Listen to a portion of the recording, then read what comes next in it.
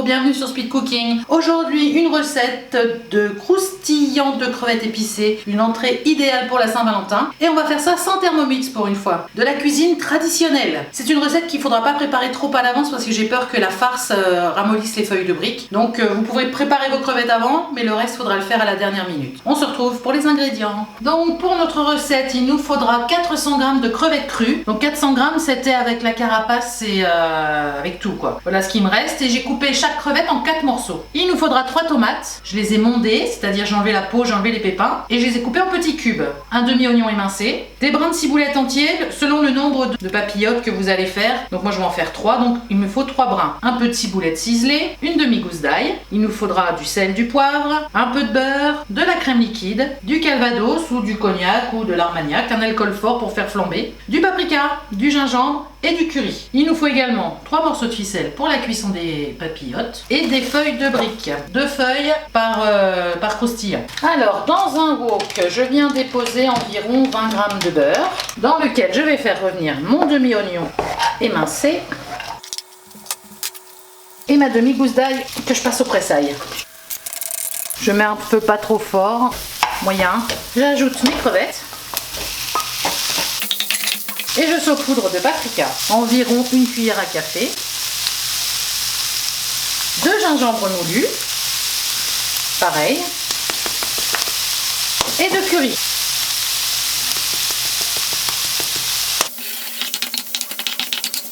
N'oublie pas de saler et de poivrer et je laisse cuire tranquillement pendant 5 minutes. Je viens rajouter mon alcool, donc moi du calvados, je vais en mettre l'équivalent de 2 cuillères à soupe.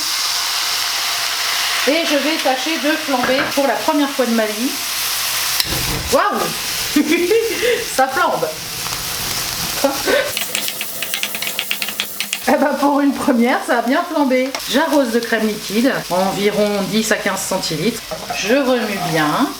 Et c'est prêt. Après avoir coupé le feu, je rajoute ma ciboulette ciselée. Donc là, je vais récupérer les crevettes et séparer un peu de la sauce parce que je veux pas que mes feuilles de briques soient toutes molles. Donc je récupère un maximum des morceaux. Donc j'ai superposé 2 feuilles de briques l'une sur l'autre et je viens déposer la préparation aux crevettes. Donc vous mettez la quantité selon le nombre de ballotines que vous voulez faire. On y ajoute un peu de tomates en dés et on referme la ballotine. J'ai mis mon four à préchauffer à 200 degrés. On vient fermer avec une ficelle et cette ficelle on l'enlèvera au moment de servir et on la remplacera par un brin de ciboulette. Donc j'ai mis mes croustillants au four à 200 degrés pour 15 minutes et pendant ce temps-là je vais faire réchauffer la sauce dans laquelle j'ai mis le reste des tomates.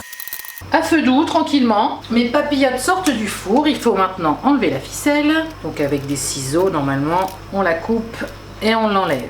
On la remplace par un brin de ciboulette qui va être trop court. Donc on va voir si j'essaye de faire des nœuds. Au East. Donc je vais mettre un fond de sauce dans mon assiette. Je vais poser mon croustillant par-dessus.